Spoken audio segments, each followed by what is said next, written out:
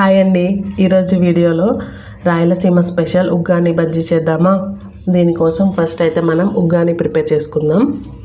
So ఒక pan తీసుకొని ప్యాన్లో ఆయిల్ వేసుకొని ఆయిల్ హీట్ అయిన తర్వాత కొంచెం జీలకర్ర, కొంచెం కరివేపాకు వేసుకోవాలి. కరివేపాకు చిటపట అన్న తర్వాత ఆనియన్ కూడా వేసుకొని కొంచెం ఫ్రై చేసుకోవాలి. ఆనియన్ కొంచెం ఫ్రై అయిన తర్వాత ఒక కప్ పల్లీలు కూడా వేసుకోవాలి. పల్లీలు కూడా ఫ్రై అయిన తర్వాత కొంచెం పచ్చిమిర్చి వేసుకొని ఇవన్నీ గోల్డెన్ కలర్ వచ్చేంత వరకు ఫ్రై చేసుకోవాలి. తర్వాత కొంచెం పసుపు, రుచికి సరిపడంత ఉప్పు కూడా వేసుకోవాలి. ఉప్పు కొంచెం చూసుకొని వేసుకోండి. ఇప్పుడు ఒక గిన్నెలో వాటర్ తీసుకొని వాటర్లో మన మరమరాలు వేసుకోవాలి. ఈ మరమరాలు మొత్తం బాగా కడుక్కోవాలి. ఎక్కువసేపు ఇవి వాటర్లో నానకూడదండి. ఎక్కువసేపు నానితే మెత్తగా అయిపోతాయి. జస్ట్ అలా వేసుకొని అలా పిండేసేసి వాటర్ మొత్తం పిండేసి మన తాలింపులో వేసుకోవాలి. అలా మొత్తం వేసుకున్న తర్వాత మంటని స్లో ఫ్లేమ్లో పెట్టుకొని చిన్నగా మొత్తం కలుపుకోవాలి. 2 నిమిషాలు కలుపుకుంటే చాలండి, మన ఉగ్గాని అయితే ఫ్రై అయిపోతుంది. సో మీ దగ్గర నిమ్మకాయ ఉంటే పిండుకోవచ్చు. నేనైతే నిమ్మరసం వేయలేదు. సో అంతే అండి, మన ఉగ్గాని అయితే రెడీ అయిపోయింది. సో ఫైనల్గా కొంచెం కొత్తిమీర వేసేసుకోవడమే.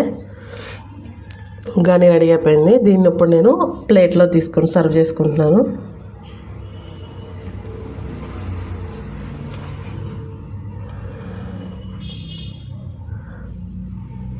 మార్నింగ్ టైంలో టిఫిన్ లాగా, అలాగే వర్షం పడేటప్పుడు వేడివేడిగా చేసుకుంటే చాలా బాగుంటుంది.